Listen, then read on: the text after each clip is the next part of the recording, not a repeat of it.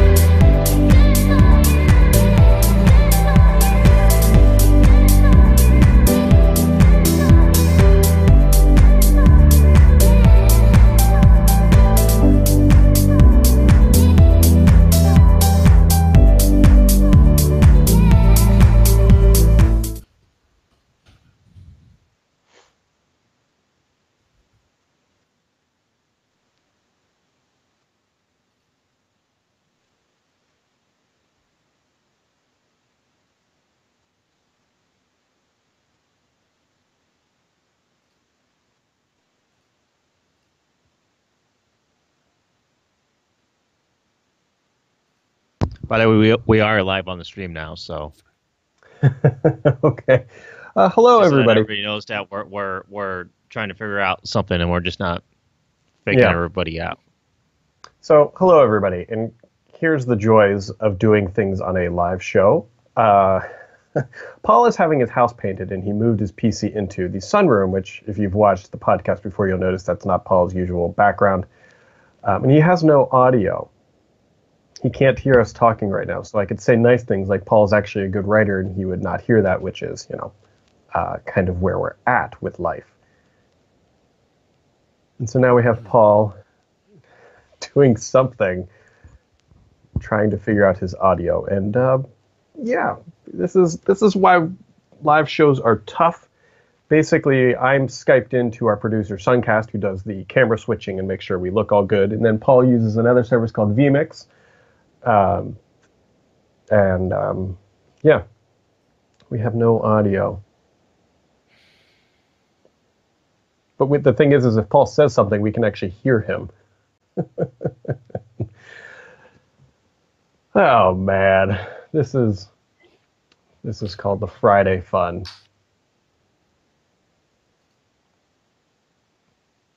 Let me see here.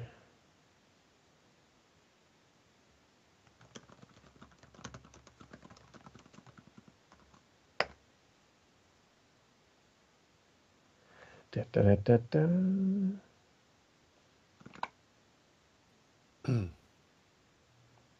So I don't hear anything.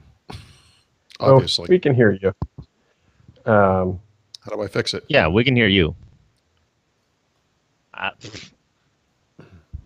don't know. I don't know what the problem is. Yeah, you that though. Da, da, da.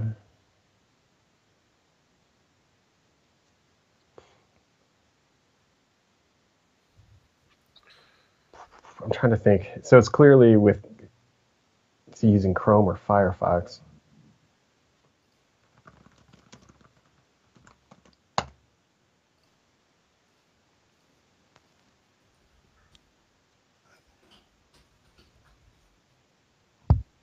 Are we sure he doesn't just have things muted or not plugged in? He said Skype audio works fine. Well, the other Skype machine crashed, so I can't use that. Yeah, I'm no, on the that's- third Skype machine myself.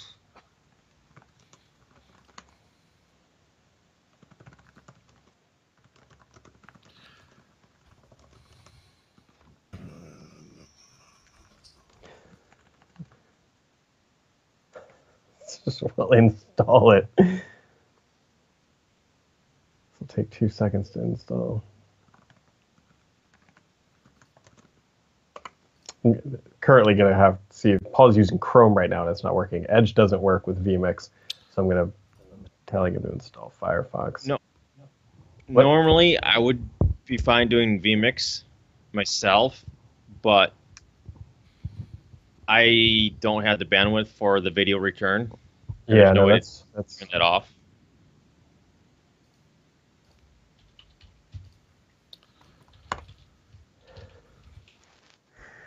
Oh, man.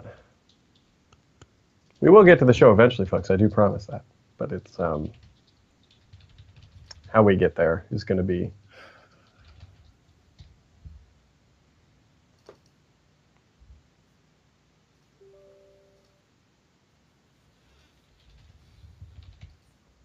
The other option is I could just call him on the phone and he could hear it over speaker. Why does this thing keep...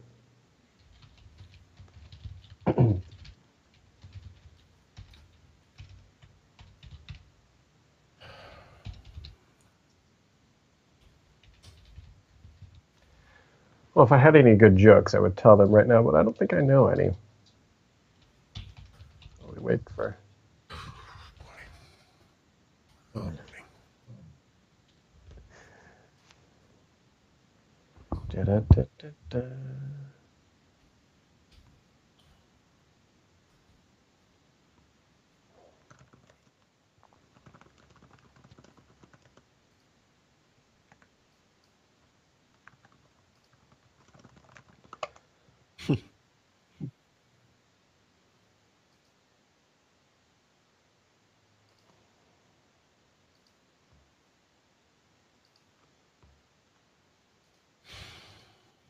If I called him on Skype, would he hear me? I can't. Never mind, because... shit. I don't know if you can hear me. Yep. I can't see anything. Let me try something here. So you can't see anything. That's definitely on his end. That's definitely his, because I used vMix and tested it today. for a split second, and it worked fine.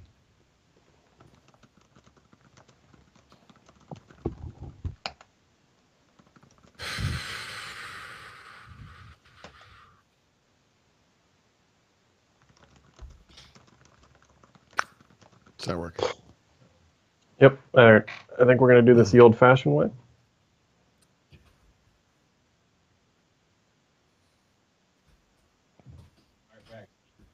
Yeah, I can. Let me call him, see if this works. I think this is it.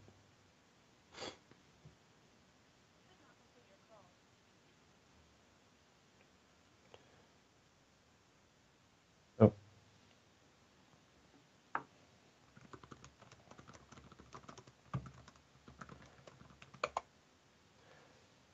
Well, we're going to try Skype for people at home who are still watching for reasons unbeknownst to me. Just kidding. So there's a bandwidth problem with using Skype and all this other stuff. So one thing Suncast is trying to do is essentially free up some bandwidth and then call Paul on Skype, and then we can do it that way. Paul is actually currently rebooting Suncast, if you can hear me. And then if that fails, then we will. I don't know. This is the problem with these types of streams, folks. Is that we'd love to tell you that they're seamless every day. Oh, there's Paul back. Guessing he can't hear us. We can.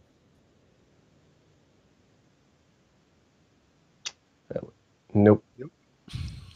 Oh, now we can't hear him either.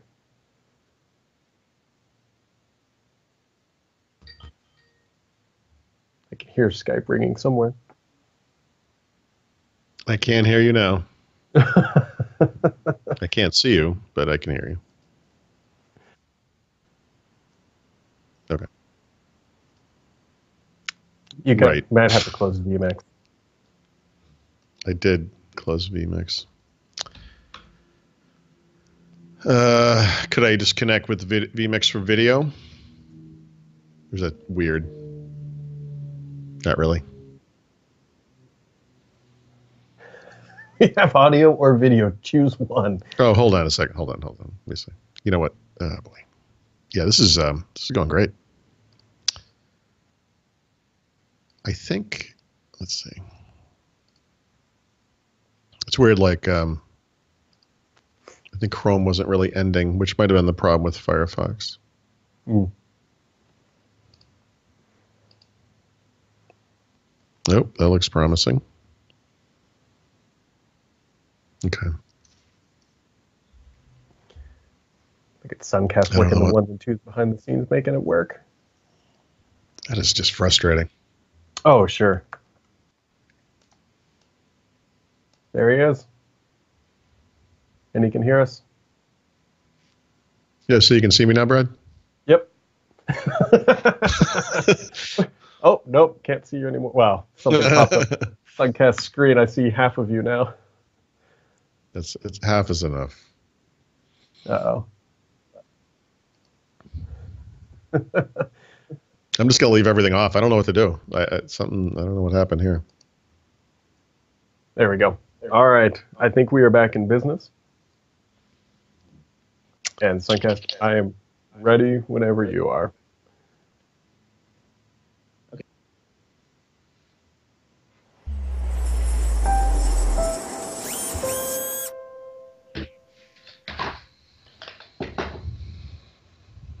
Hello, everybody, and welcome to a very promptly and on-time episode of First Ring Daily. I'm Brad. He's Darth Maul or something like that. Sitting in the dark over there, but we'll get to that in a second. Today's show is brought to you by SmartDeploy. They specialize in computer imaging so that your IT team doesn't have to. Check them out at smartdeploy.com, the computer IT specialist for deployments, all that good stuff. What is going on over there, Paul? I have no idea. I don't know. Nothing has changed. I don't know. This is the double-edged sword that is personal technology. Nothing ever works, and it's always kind of random. I don't know. Yeah, so you're also And you're a little dark, Paul. And I usually crack a joke about that's just a reflection of your soul, but this is very much on the exterior of the body this time.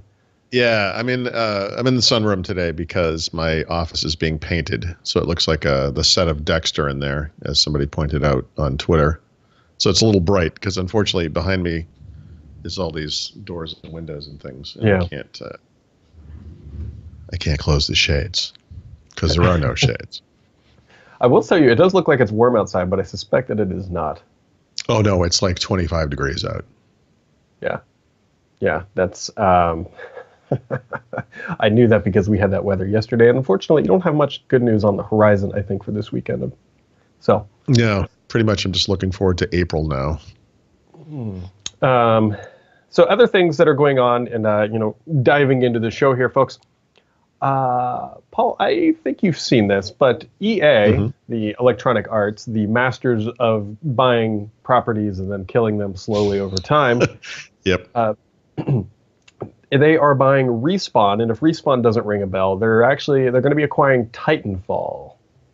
Right. Which is not good news, I don't think, for anybody. Unless you were one of the investors. Just because EA is this awful behemoth that everybody hates for good reason. Yeah, could see that. I don't know. I guess if you reach a certain size in the game market, you become a acquisition target of EA, pretty much, or Activision. Yeah. One of the things I think that's going to end Titanfall here is, I believe, Titanfall 2, best of my understanding, there wasn't really microtransactions, and I think they gave away some DLC for free. Paul, is EA known for doing either one of those?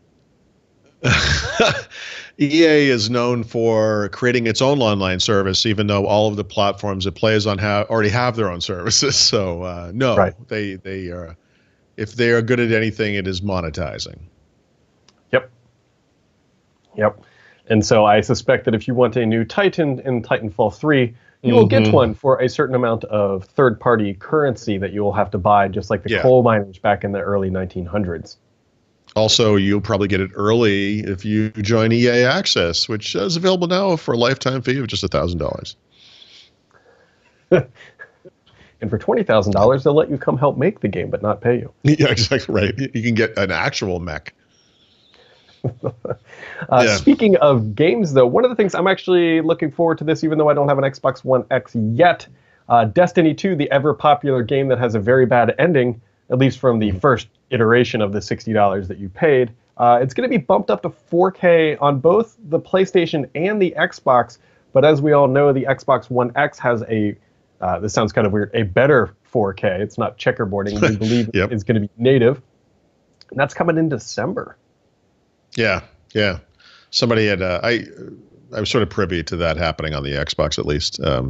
Somebody actually questioned why I had a Destiny shot in my Xbox One first impressions article, and I was like, well, I don't know. I thought it looked nice. Yeah, it's a pretty game. Yeah, yep. I'm just kind of hoping that they, people who have played Destiny will understand this. I just hope that the first expansion pack fixes everything wrong that's with Destiny. Do you have any of the Halo games available to you on Xbox One?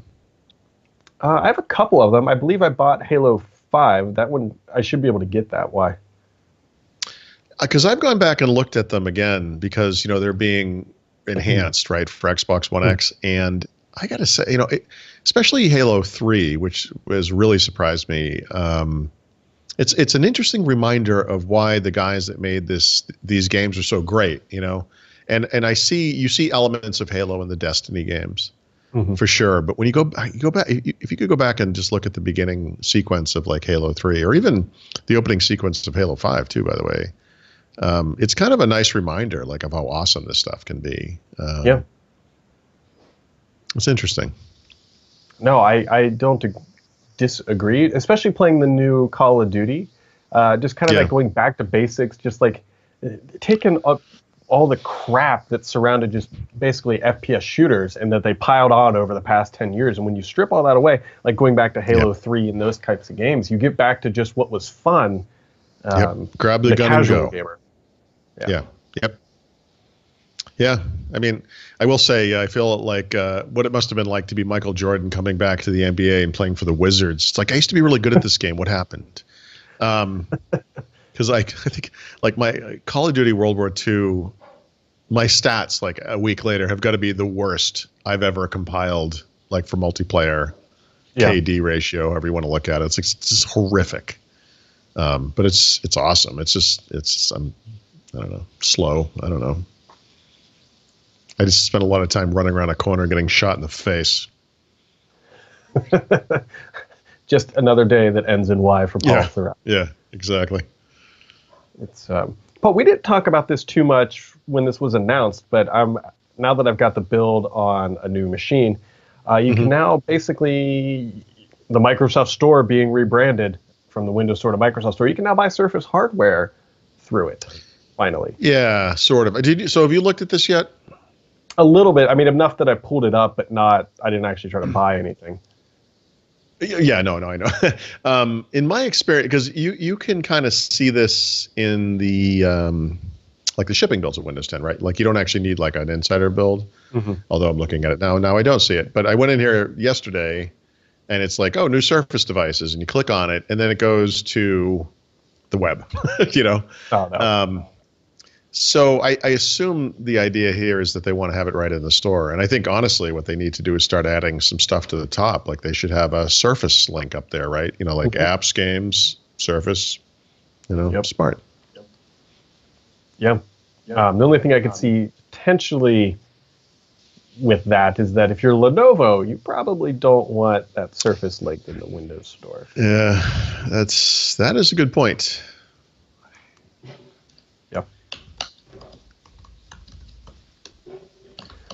Go right over there. Multitasking. Yeah. You just kind of like got quiet. It's like, you know, if we ever need to do a witness protection program, they can just sit right where you are. Because like is it that face bad? Is mostly blacked out. It's, right. Sorry. No, we can just we need to get some voice changing. Maybe we can make you like a little Care Bear over there on that side. I got a good outfit if you want to be a Care Bear, by the way. Yeah, I saw that. I would be more likely to burn that in a fire than I would be to wear it, but I appreciate it. Well, as my daughter would say, your belly badge is sad because you don't like Oh, jeez. All right. Well, yeah. I can tell you this, That's it's not the last we've seen of that thing. I was just thinking words that would never come out of either of my child's mouths. And then real quick, Paul, so you started to hit on the Call of Duty. How is it? How are you doing in the multiplayer? Because I am doing terrible. Yeah, it's terrible. I like that. That's my point. I mean, I don't recall ever doing this poorly. I mean, usually in the beginning it's kind of tough because you don't know the maps and you know the weapons may be unfamiliar or whatever. It takes a little while to kind of ramp up. For some reason, there's always people there who know exactly what they're doing.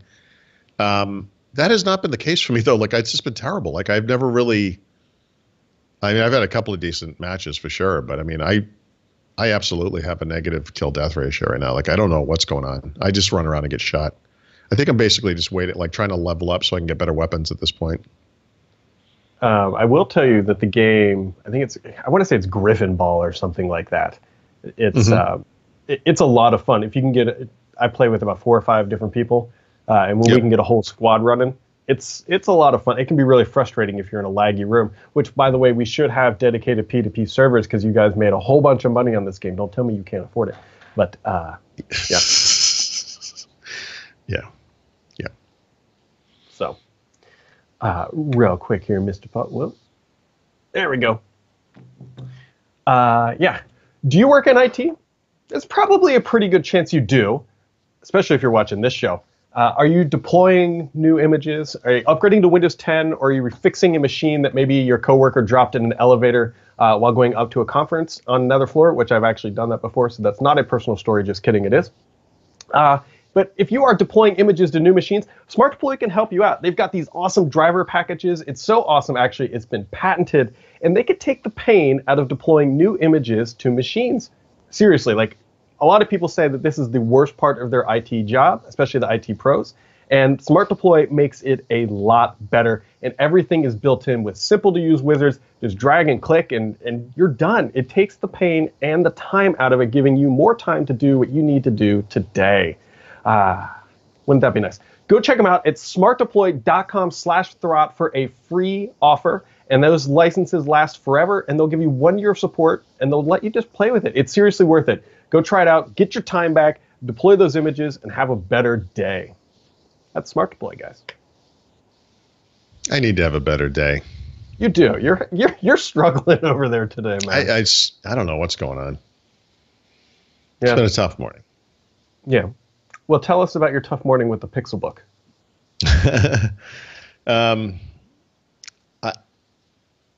I am surprised to report that I actually like this thing quite a bit, and I want to be clear about this. I did not expect that, and it's interesting. The comments on the article are mostly actually very positive, which has been kind of a nice surprise. Mm-hmm. I think people are coming around to the notion that this stuff is real. For people in the Windows space, especially, I think Chrome OS and even Chrome OS with Android is a little bit of a blocker. Like people just have an attitude about it. Like, why would I want to spend $1,000 on a web browser? Mm-hmm. And there's some of that, of course. There's always going to be some of that. This is a nice machine. I mean, this is priced at about the same level as the Surface Pro or the Surface Laptop even. Mm-hmm. It's a convertible PC, so it can work like a tablet. It can work, in tent mode. It can sit up straight and all that stuff. It doesn't come with, but you can get a pen for $99, which I did not get. And it runs Android apps, right? And this is what kind of opens things up in a really interesting way, because I've been kind of waiting for this. I mean, I would say for a year and a half-ish. I mean, I think they announced it at Google I/O 2016, so about a year and a half ago. And this is the first product Chromebook product to ship with Android support in non-beta form. And it works well. There's little things, as there would be. But it's actually kind of neat. And you see the vision that Microsoft had with Windows 8 first, and also with things like Windows 10, where you have this kind of mobile app store and it kind of puts this thing over the top. But of course, on the Windows side, it never really came together. I think what this speaks to is that kind of post-PC world thing where for most people, not for everybody for sure, but for most people, you can kind of do everything you need to do on your phone. And then there's this small percentage of the time where you actually need a keyboard and stuff like that. And so this provides that kind of thing, that puts it over the top, because you can run the mobile apps, you can run the web apps, and you can do that side by side. And you could run like the Android phone version of Spotify in a little window that looks like a little phone thing floating there on the screen, and you can run Microsoft Word full screen behind it and be writing, or next to it or whatever, on top of it, whatever it is.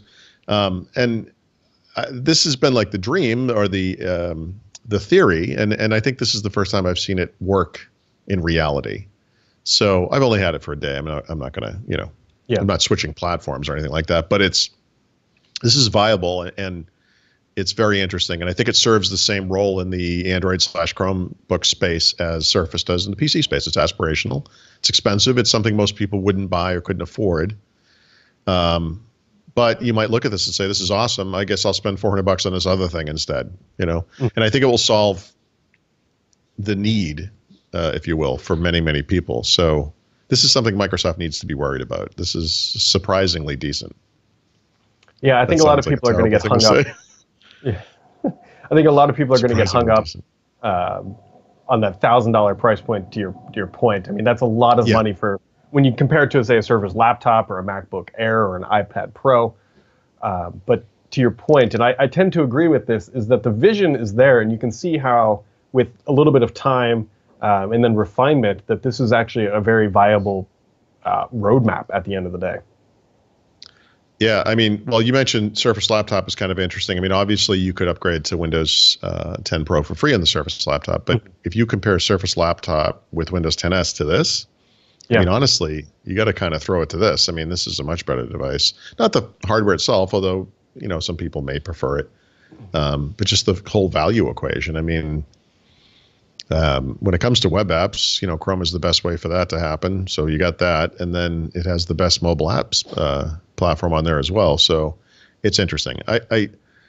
for my particular needs, there are things that I do every day on the PC that are just not kind of here, or not here in the same form.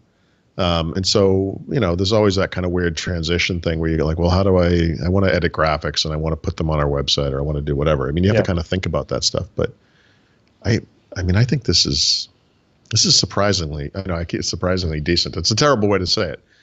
I guess just because my expectations were so low, I'm surprised by how good it is. And it is good. Yeah. One thing, you mentioned there, and it's actually, I don't know if we should be concerned about this in any capacity or not, but we have heard nothing about Windows 10s since March? Well, yeah, May, whatever. Yeah, they haven't really talked about it too much. I mean, it was updated for the Fall Creators Update, obviously. They were kind of quiet about that. In updating the book, I've noted very small differences here and there and different things that they kind of hadn't talked about in the past, but nothing serious. Right.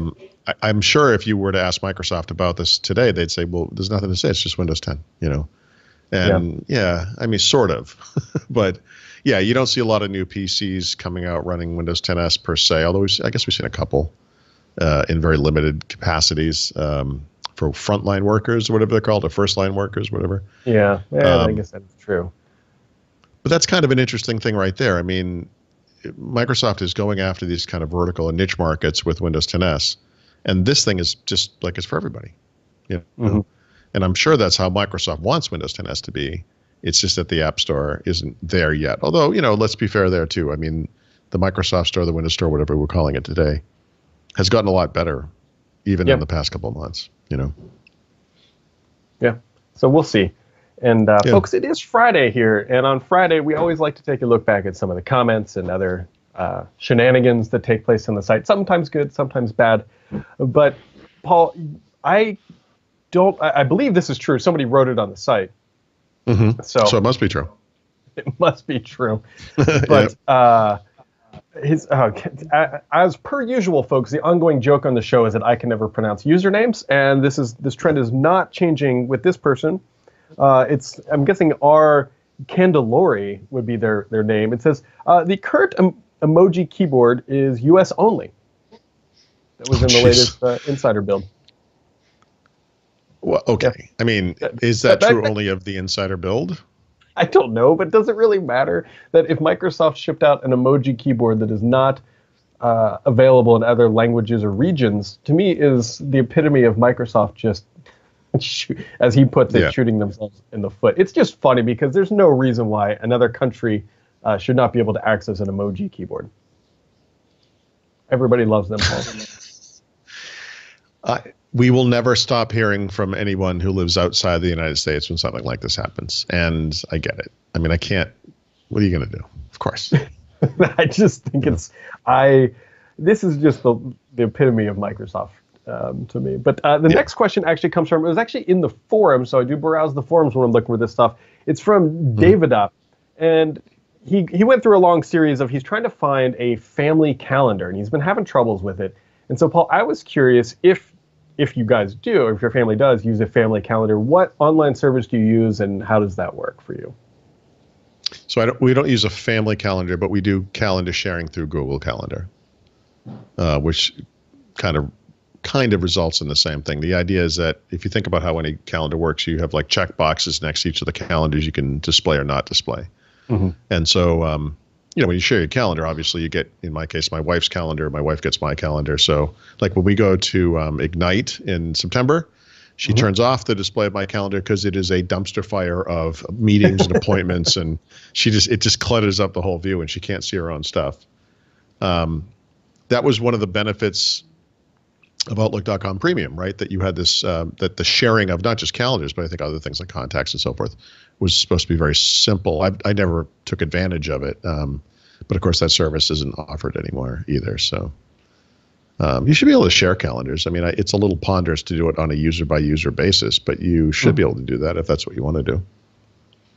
Yeah. So my wife and I, we're a little bit, not so, I mean, we're integrated, obviously, but not so well. You have an integrated experience. So we both each have our own calendars. And when there's something that I need to be going to, she sends me quite literally a meeting invite. There you go. Or if I need to take out the trash, she will send me a meeting invite. I got to take the kids somewhere. Like that's so when I look at the downside to that is that I can't really see what's on my wife's calendar. But as you know, Paul, being married, 99% of the things I have to go to, she's going to, or is that in some capacity. Yeah. Like, and they arrive in the form of a to-do. Yep. Anyway. Like if she's going out of town, she'll send me a meeting invite for 3 days that says, "Hey, I'm out of town," type stuff. So.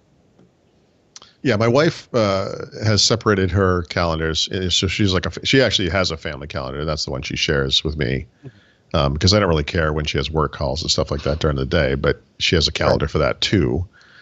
So if the kids, I mean, this is winding down for us, right? But when the kids would have like activities and needed to be driven different places, blah blah blah, whatever, I would see that on my calendar because I needed to know. Like Tuesday night, Kelly has dance, and one of us has to deal with that, and blah blah blah, whatever. So. It seems like it's a decent enough way to do it, right? I mean, it's not a little bit of manual setup, but you pretty much just do it once, Mm-hmm. Yep. Other than finding the light in your life and the smiles and happiness, Paul, you got anything else for today? Jeez, I don't know. I think I'm just gonna retreat into my hole and get killed at Call of Duty a lot and just call it a day. I don't know what happened here. Yeah. How much longer got is off the to a painting? bad start.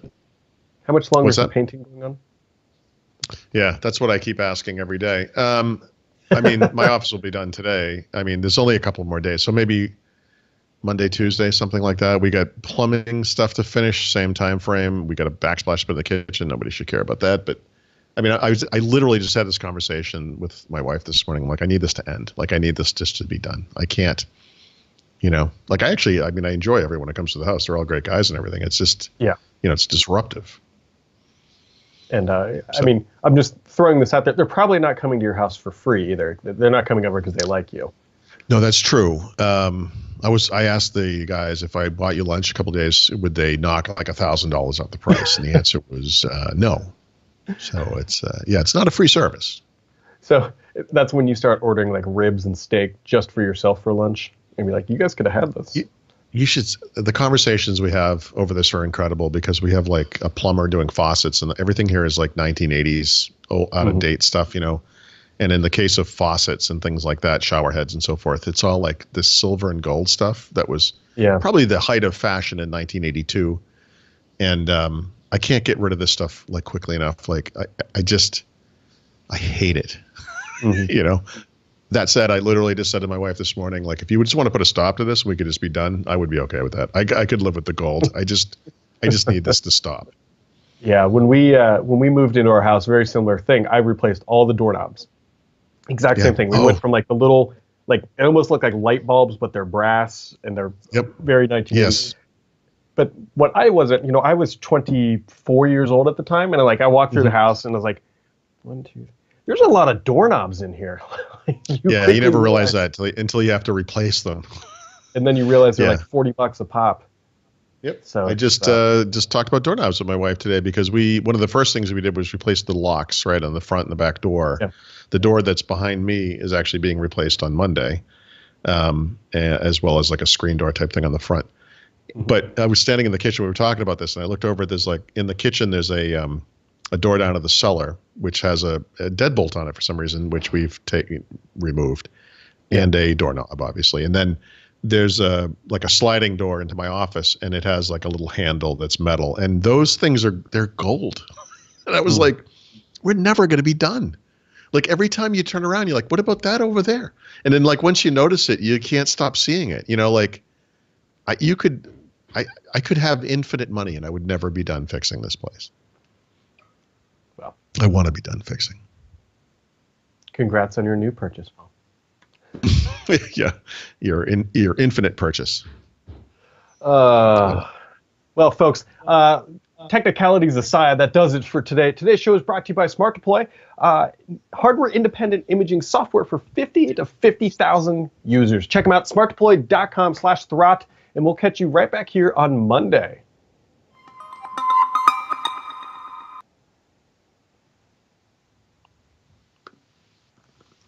Yikes. Well, that went smoothly and well. And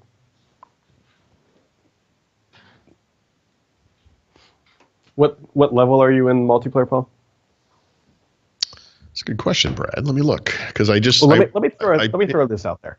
Okay. If you have a prestige token, I highly no, you already used it on S. I used it. Yeah, I used it. Yeah. You know what I'm going to use the next one on? What? The bar. Yeah, no, the bar. That's what I use mine on first. Yeah. That gun's it. Like that's the one. All right. So literally today, I picked up a gun in a game because someone had dropped it when they got shot, and I'm kicking ass with this thing, and I'm like, it's the bar, and I'm like, I need this. I need this right now. Yeah. So I went and I'm like, where is it? Like I must have it, right? So I'm looking through it. Like where is this gun? It's the last unlock. And it says you must be rank 52 to get it. I am rank 32. This is not going to happen anytime soon. You're in the 30s go by pretty quick. The 40s take some time, but yeah, no, that's the gun. That's the gun I'm probably going to use for the next 10 years of my life. Exactly. That's going to be my next unlock. My next prestige unlock. Because you get the freebie at first, right? I don't know why we got that, but we both had a prestige unlock when we started. Yep. I think it was for pre-ordering, I guess. I don't know. The other thing is like I play it like you. We both play the hardcore modes. For the previous game, which was Modern Warfare Remastered, and for older games like going back to Ghosts, like I sort of evolved to really appreciate like the single shot weapons instead of like the automatic weapons. Yep. And I'm serious. Like it's like I'm 10 feet off every time like what you hear is ching, and then I get killed and then like the bullet I shot hits the wall 10 feet to the guy's left. Like it's nowhere even close to him. It's like someone turned off auto aim or something, and I really needed it, and I didn't realize it. Well, and then you pick up the bar, and it's just like a gun, and you're like, "Yes, this is better." All right, Suncast, I'll get you title here in a minute. Bye. Bye.